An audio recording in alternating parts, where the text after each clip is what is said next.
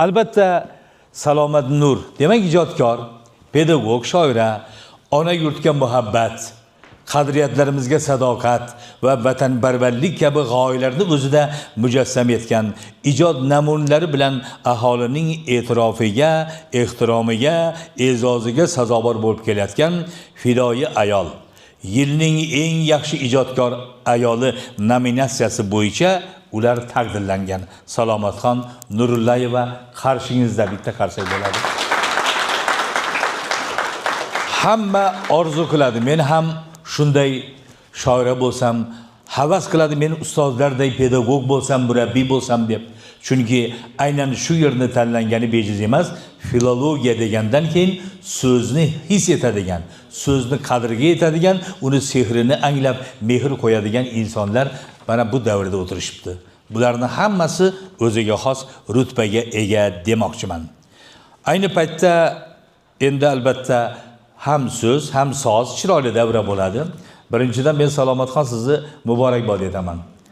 Misol uchun tashvishlar ko'p insonda, ish tashvish, lekin shularni bir chekkaga qo'yib, o'zingizni qalb prizmangizdan o'tgan tuyg'ularni, qayg'ularni, chizgilarni, sezgilarni she'rga solsiz. Mana kitob paydo bo'libdi. Salomatxonni, Salomat Nurni qalb haroratini sezasiz. Sizga, bizga aytmoqchi bo'lgan niyatlari bor.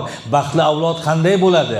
Bu qanday bu yashash kerak? Vatan degan tushuncha, jonutan degan tushuncha bilan uyg'unligi haqida o'tli, haroratli misralar bor.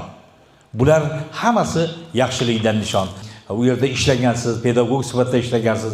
Bugun mana faoliyatingizni olib boryapsiz. Sizga havas qilib o'tirgan qanchadan qancha shogirdlaringiz bor. Ana shularning baxtiga, jamoa baxtiga hamisha sog' bo'ling. Eng muhimi, sizning ijodiy qobiliyatingizni yana bir jihati farzandlaringiz bilan bog'landi. Bir farzandingiz mana Azamatjon Ahmedov Ortiq otajonimning yonida yurdi. To'ylarda bo'ldi, hukumat tadbirlarida bo'ldi. Uni qo'shiqlarini aytdi, o'zining yo'lini topib ustozdan duo olgan shogird. Juda ko'p shogirdman deb yuradi, lekin duo olgan emas. Bu haqiqiy Ortiq otajonovdan 3 respublika xalq arasidan duo olgan. Barakalloh. Va siz yozgan so'zlarni sozga solib, sizni mana qo'shiqlaringizda ham aytib kelyapti. Bu muborak